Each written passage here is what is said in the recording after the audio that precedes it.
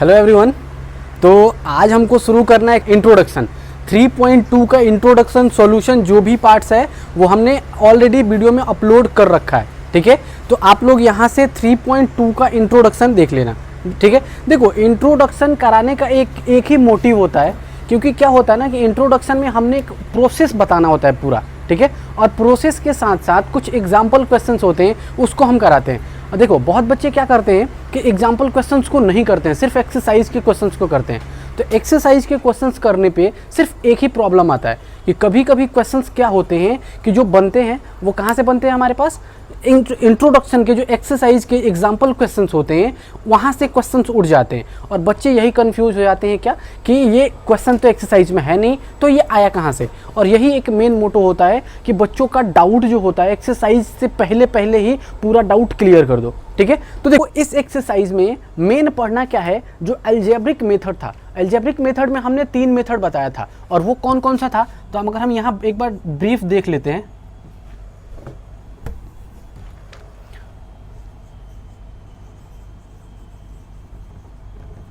Algebraic method, ठीक है। Algebraic method में हमारे पास 3 मेथड था। कौन कौन सा? एक था हमारे पास सब्स्टिट्यूशन मेथड, दूसरा था एलिमिनेशन मेथड, तीसरा था हमारे पास क्रॉस मल्टीप्लिकेशन मेथड, ठीक है। Cross multiplication method. अब तीनों को देखो कैसे पढ़ना है। ये वाला जो है सब्स्टिट्यूशन मेथड, वो हमको पढ़ना है एक्सरसाइज 3.3 में, ठीक है। जो हमारे पास एलिमिनेशन है उसको पढ़ना है एक्सरसाइज 3.4 में, और जो क्रॉस मल्टीप्लिकेशन है उसको पढ़ना है 3.5 में, ठीक है। लेकिन उसके अलावा भी एक एक्सरसाइज और हमारा रह जाएगा, जो कि है एक्सरसाइज 3.6। उसमें हमको पढ़ना क्या है, हमको पढ़ना है एलिमिनेशन में से जो हमारे पास रिड्यूस करना है। अब देखो, अब रिड्यूसिंग मेथड जब हम पढ़ेंगे, रिड्यूसिंग मेथड, उसमें हमको बाकी इसके अलावा तीनों में से कोई भी मेथड एप्लीकेबल होगा। पहले तो रिड्यूसिंग का मतलब क्या है, रिड्यूस करके उस एक्सरसाइज जो इक्वेशन दिया होगा उसमें हमारे पास कुछ इस तरह से इक्वेशन देगा, +1/y is equal to something, कुछ करके ऐसे। अब देखो, हमने क्या पढ़ा था कि हमने अभी तक पढ़ा है क्या, ax प्लस का by प्लस का c इज इक्वल टू 0 वाला एक्सरसाइज हमने पढ़ा है, ठीक है। अब जरा देखो, ये वाला इस पैटर्न पे है नहीं, x हमारे पास क्या था, ऊपर था। अब इसमें क्या है, डिनोमिनेटर में हमारे पास आ गया। अभी तक न्यूमरेटर में हम पढ़ते आ रहे थे, डिनोमिनेटर में आ जाएगा यहाँ पे, ठीक है। तो ऐसे करके हम इसको रिड्यूस करके ऐसे पैटर्न पे कैसे लेकर आएंगे। अब जैसे इस पैटर्न पे आ जाएगा, उसके बाद हम इन तीनों मेथड में से कोई भी एक मेथड ला के उसको हम सॉल्व कर लेंगे, ठीक है। चलो, तो सबसे पहले हम इसकी बात करते हैं, सब्स्टिट्यूशन मेथड की। सब्स्टिट्यूशन का मतलब होता क्या है? सबसे पहला बात, सब्स्टिट्यूशन का मतलब क्या होता है कि मतलब ये किसी एक की वैल्यू किसी दूसरे इक्वेशन में पुट कर दो, यानी कि एक की वैल्यू 2 इक्वेशन देगा हमारे पास। अब मान लो कि हमारे पास दे दिया कि 2x प्लस का 3y इज इक्वल टू 0, ठीक है। और हमसे कहेगा दूसरा इक्वेशन दे दिया, मान लो x माइनस का y इज इक्वल टू 3, ठीक है। अब इसको सब्स्टिट्यूशन मेथड से करना है। अब सिंपल सी बात है कि हमारे पास इक्वेशन 1 ये हो गया, इक्वेशन 2 ये हो गया, तो इस इक्वेशन को हम सॉल्व कैसे करेंगे, ठीक है। तो इस इक्वेशन को सॉल्व करने के लिए हमको क्या करना होता है, किसी भी एक इक्वेशन को पकड़ना है, उसमें से हमको किसी एक वेरिएबल की वैल्यू निकाल लेनी है। तो मतलब अगर इसमें इसको पकड़ेंगे तो फ्रॉम इक्वेशन 1 से देखें तो हमारे पास x की वैल्यू कैसे आ जाएगा, x इज इक्वल टू आ जाएगा 3 + y, ठीक है। अब क्या करना है, इस वाले x की वैल्यू को अब क्या करना है, सिंपल सा इक्वेशन 2 में पुट कर देना है। अब पुट करने के लिए कहो, या फिर हम यहाँ कहेंगे सब्स्टिट्यूट करना, सब्स्टिट्यूट करना, रख दो या सब्स्टिट्यूट कर दो। हमारे पास क्या है ना, पुट लिख दो या फिर सब्स्टिट्यूट लिख लो, दोनों सेम है। हम यहाँ सब्स्टिट्यूशन मेथड पढ़ रहे हैं तो हम मेनली क्या करेंगे, हम सब्स्टिट्यूट लिखेंगे, ठीक है। चलो, तो देखो, अब इसमें हमारे पास आया ये वाला, हमको ये बेसिक पैटर्न था जो हमने बता दिया, ठीक है। चलो, अब मान लो कि एक एग्जाम्पल लेकर चलते हैं, एक एग्जाम्पल से हम इसको सॉल्व करेंगे। तो सबसे पहले हम यहाँ पर टॉपिक दे दें, तो एक एक्सरसाइज देखो 3.3 चैप्टर 3 का एक्सरसाइज 3.3 का इंट्रोडक्शन हम पढ़ रहे हैं, ठीक है। तो इंट्रोडक्शन के लिए हमारे पास पहला एग्जाम्पल लेकर चलते हैं। सबसे पहले हम कौन सा टॉपिक पढ़ रहे हैं उसके बारे में लिख लो। तो हमारे पास क्या है, हम क्या पढ़ रहे हैं इसमें, एलिमिनेशन मेथड, ठीक है। Elimination method. तो एलिमिनेशन मेथड में हम सबसे पहले शुरू करेंगे कैसे, एग्जाम्पल से। इसका कोई ज़्यादातर थ्योरी नहीं है, हम लोगों को क्या है, इसका 30% नॉलेज हम लोग के पास है। जितने भी स्टूडेंट हैं क्लास 10th में, उनके पास 30% नॉलेज इसका है, ठीक है। अब ये 30% कहो, कुछ बच्चे ऐसे हैं जिनके पास 50% होगा, कुछ बच्चे होंगे जिनके पास 80% होगा, जो पढ़ने वाले होंगे, ठीक है। जो नल्ले नालायक होते हैं ना, उनके पास नॉलेज थोड़ा कम होता है, ठीक है। तो ध्यान रखो, अगर यहाँ पे तुमने ध्यान दे दिया तो मतलब समझ लो कि तो 30% है वो, या फिर जो 80% है उसको भी यही नॉलेज मिलेगा और वो भी क्लियर कर लेगा, वो भी अच्छा नंबर ले आएगा, ठीक है। तो चलो अब हम चलते हैं, सबसे पहले एक एग्जाम्पल लेते हैं। तो एग्जाम्पल क्वेश्चन कुछ भी ले लो, देखो तो हम एक एग्जाम्पल ले लेते हैं। मान लो कि x माइनस का 2y इज इक्वल टू 0, ठीक है। और उसके बाद से एक और एग्जाम्पल ले लो, 3x प्लस का 4y इज इक्वल टू क्या है, 20। अब देखो ये एग्जाम्पल हमने उठाया कहाँ से, ये एग्जाम्पल हमने उठाया कहाँ से, एक्सरसाइज 3.1 का एग्जाम्पल नंबर 1। एक्सरसाइज 3.1 का जो एग्जाम्पल नंबर 1 था वो यही एग्जाम्पल था, ठीक है। तो वहीं से हमने इसको उठाया। अब इसको सॉल्व करके देखते हैं कि यहाँ से हमारे पास आंसर क्या आता है, ठीक है। चलो, वहाँ भी हमने आंसर निकाल के देखा था, अब यहाँ भी हम आंसर निकाल के देखेंगे कि आंसर क्या आएगा। जब हम ग्राफिकली मेथड से पढ़े थे तो उसका कितना आया था हमारे पास, जब इसकी वैल्यू निकाले थे तो हमारे पास क्या आया था, x की वैल्यू आया था समथिंग और y की भी वैल्यू आया था। तो x की वैल्यू आई थिंक हमारे पास 4 आया था और y की वैल्यू 2 आया था, ठीक है। ये वाली वैल्यू आई थी। अब यही वाली वैल्यू आएगी फिर इस मेथड से भी, निकाल के देखते हैं कि कैसे। देखो अब देखो, कभी मैथ्स में क्या है ना, बहुत बच्चे कहते हैं कि सर इस मेथड से हमको नहीं समझ में आ रहा है। मैथ्स कभी भी एक मेथड से नहीं होता, कई सारे मेथड्स लगते हैं। अब अगर पार्टिकुलरली हमको कहे कि इसी मेथड से करो, एलिमिनेशन के से ही करो, या ग्राफिकल से करो, या सब्स्टिट्यूशन से करो, या क्रॉस मल्टीप्लिकेशन से करो, उस केस में हम क्या करेंगे कि जो मेथड कहेगा वो मेथड यूज़ करेंगे।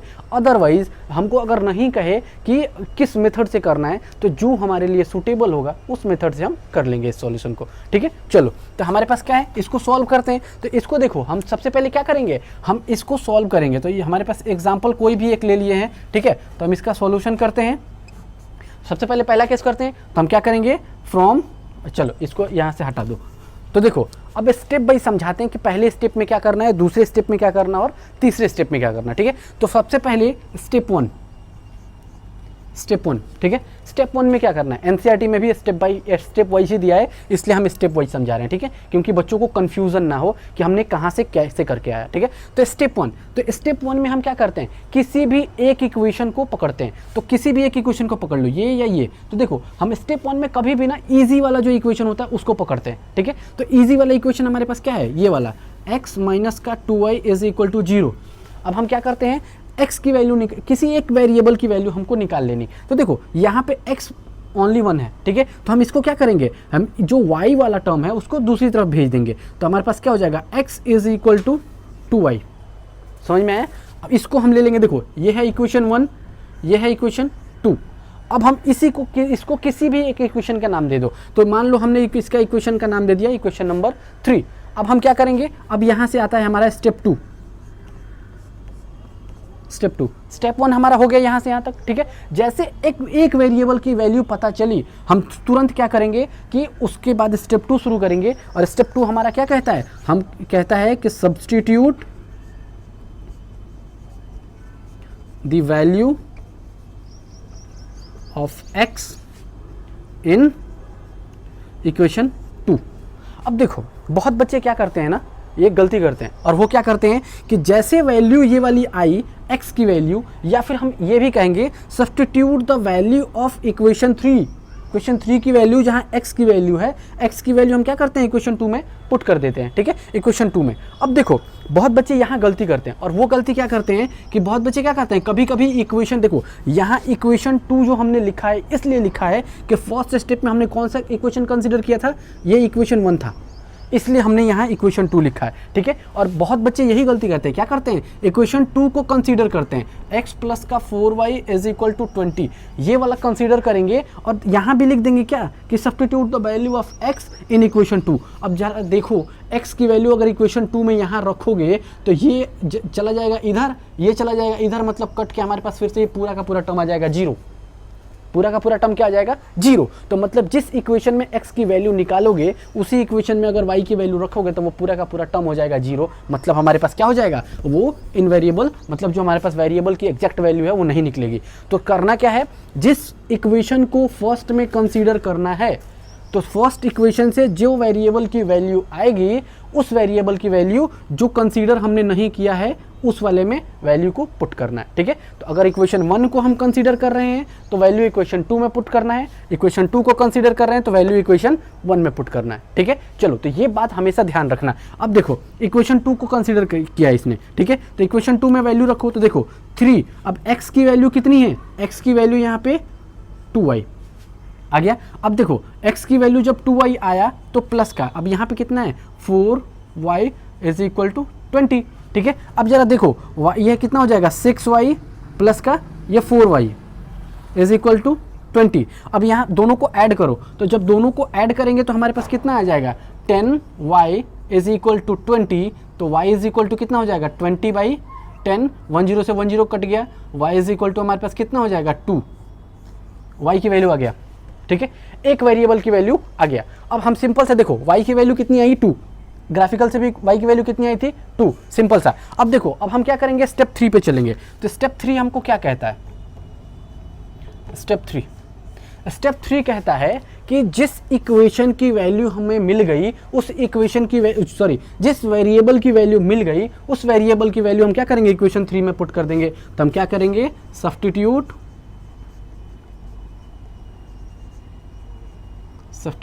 द वैल्यू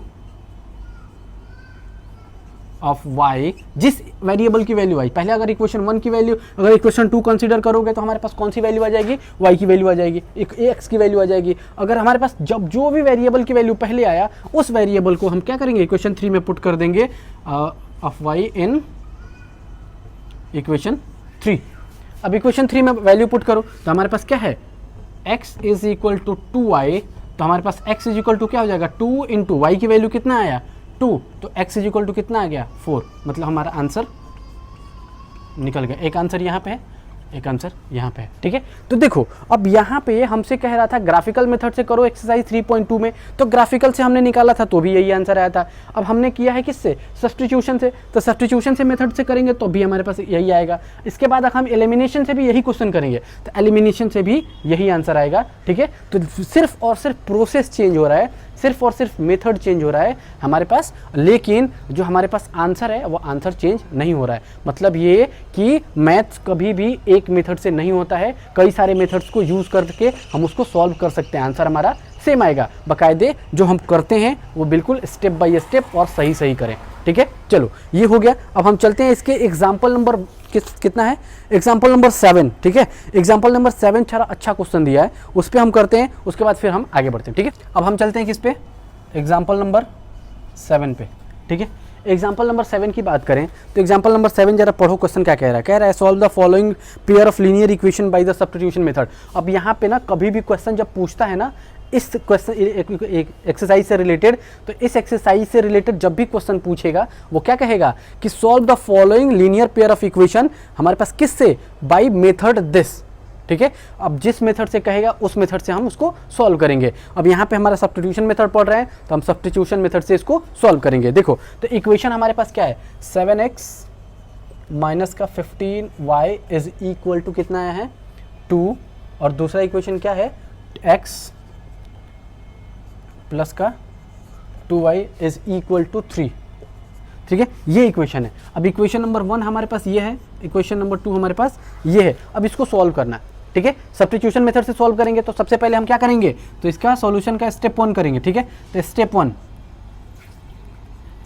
ठीक है, अब स्टेप 1 कंसीडर करेंगे तो देखो स्टेप 1 हमारा क्या कहता है, जो तुम्हारे लिए इजी है क्या करना है, इसको मेज़र करना, या फिर जो भी हम क्या कहते हैं उसको मान लेना कि, या फिर कंसीडर करना, जो भी कंसीडर करना होता है तो हम उस इक्वेशन को जो इजी होता है हमारे लिए उसको हम कंसीडर कर लेते हैं। तो हमारे पास क्या है, देखो इसको अगर कंसीडर करेंगे तो यहाँ पे देखो इसका कोफिशिएंट कितना है, समथिंग है, मतलब वो डिवाइड में जाएगा, तो ये हमारे लिए थोड़ा टफ हो जाएगा। यहाँ देखो इसका कोफिशिएंट सिंगल सा है, तो मतलब हम ये वाला कंसीडर करते हैं। तो हम क्या करते हैं, कंसीडर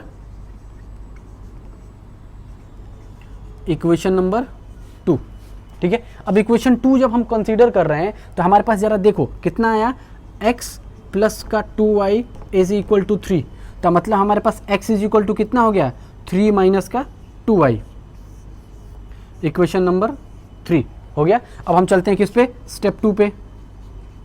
स्टेप 2, तो स्टेप 2 हमको क्या कह रहा है, स्टेप 2 हमारा क्या कहता है कि जो वैल्यू आया x, उस वैल्यू को क्या करना है, इक्वेशन जो हमने कंसीडर नहीं किया उसमें पुट कर देना है। तो हम क्या कहेंगे, substitute the value of x in equation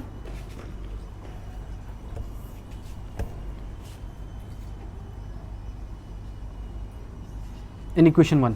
अब यहाँ इक्वेशन 1 क्यों, क्योंकि पहले वाले इक्वेशन में क्या था, हमने यहाँ लिखा था इक्वेशन 2, क्यों, क्योंकि इक्वेशन 1 को कंसीडर किया था तो इक्वेशन 2 में पुट किया था। अब यहाँ इक्वेशन 1 को नहीं कंसीडर किए, इक्वेशन 2 को कंसीडर किए, तो इसलिए हम क्या करेंगे, इक्वेशन 1 में इसकी वैल्यू पुट करेंगे। ठीक है, तो देखो 7 इंटू एक्स की वैल्यू कितना है, 3 माइनस का 2y is equal to, sorry यहाँ पे है माइनस का 15y इज इक्वल टू 2।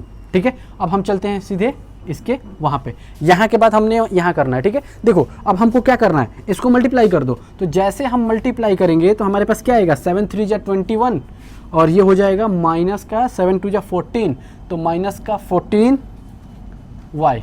ठीक है, और माइनस का फिर है यहाँ पे 15y इज इक्वल टू 2। ठीक है, अब देखो अब हमको सिंपल सा करना क्या है, ये प्लस में है इसको इधर भेज दो, तो ये दोनों को अगर ऐड करेंगे तो हमारे पास कितना हो जाएगा, माइनस का 29y इज इक्वल टू 2 और माइनस का ये कितना हो जाएगा 21। ठीक है, अब देखो यहाँ पे, तो देखो यहाँ से कहाँ चला जाएगा, इसको माइनस का 29y इज इक्वल टू, इन दोनों में से माइनस करो तो कितना आएगा, माइनस का 19। ठीक है, तो देखो हमारे पास क्या हो जाएगा, y जो है यहाँ पे 29 उसके मल्टीपल में है। ठीक है, तो मल्टीपल है तो इधर दूसरी तरफ जाएगा तो क्या हो जाएगा, डिवीजन में आ जाएगा, तो माइनस का 19 अपॉन माइनस का 29, माइनस से माइनस कट गया, y इज इक्वल टू कितना आ गया, y is equal to 19 upon 29, y की वैल्यू आ गया। ठीक है, अब हमको क्या करना है, x की वैल्यू निकालनी है। x की वैल्यू निकालने के लिए हम क्या करते हैं, substitute the value of y in equation 3। तो ठीक है, स्टेप नंबर 3। ठीक है, तो हम क्या करेंगे, substitute the value of y in equation 3। अब इक्वेशन 3 में इसकी वैल्यू रख दो, देखो जरा, तो हमारे पास x इज इक्वल टू कितना है, 3 माइनस वाई 2 इंटू वाई की वैल्यू कितना है, 19/29। ठीक है, अब हमारे पास क्या आ जाएगा, x इज इक्वल टू, ये हो जाएगा हमारे पास 3 माइनस का 38/29। ठीक है, अब इसको बाई 1 कर दो, इसका एलसीएम ले लो, तो हमारे पास क्या हो जाएगा, x इज इक्वल टू हो जाएगा यहाँ पे 29 और 29 टाइम्स में 3 में 29 में 3 से मल्टीप्लाई कर दो, तो ये हो जाएगा 29 में 3 से मल्टीप्लाई कर दो, 9 3 जा 27 और 3 2 जा 6 और 2 8 87, तो 87 माइनस का 38। ठीक है, अब इसमें से अगर हम माइनस करें तो हमारे पास कितना आना चाहिए, ये आ जाएगा 87, 7 में से 8 गया ये 9, 17 में से 8 गया 9, बचा 7 में से ये हो गया तो 49 अपॉन 29। मतलब देखो अब हमारे पास वैल्यू जो आया, तो यहाँ पे मैं वैल्यू लिख दे रहा हूँ क्योंकि यहाँ पे नीचे चला गया तो शायद पता नहीं दिखे या ना दिखे। देखो तो हमारे पास y इज इक्वल टू कितना आया, 19 अपॉन 29 और x की वैल्यू कितना लाया हमने यहाँ पे, जब यहाँ पे कैलकुलेट किया तो x इज इक्वल टू आया है कितना, 49 अपॉन 29 और दोनों का दोनों ये हमारा x और y की वैल्यू निकल गया, ये हो गया हमारा आंसर। ठीक है, चलो ऐसे ही करके हमको क्या करना है, पूरे इक्वेशन को जितने भी इक्वेशंस दिए होंगे उनको सॉल्व करना है। ठीक है, देखो अब एक और बात यहाँ पे एक बात बता दूं, देखो अब यहाँ मैंने स्टेप 1 स्टेप 2 स्टेप 3 लिखा है, जरूरी नहीं है कि आप लोग यहाँ स्टेप 1 स्टेप 2 स्टेप 3 लिखो, हमने सिर्फ समझाने के लिए ये लिखा है। तो नेक्स्ट क्वेश्चन से हम स्टेप 1 स्टेप 2 स्टेप 3 नहीं लिखेंगे, डायरेक्ट हम इसकी वैल्यू कैलकुलेट करते चले जाएंगे। ठीक है, चलो तो नेक्स्ट क्वेश्चन चलते हैं, एक्सरसाइज एग्जाम्पल नंबर 9। ठीक है,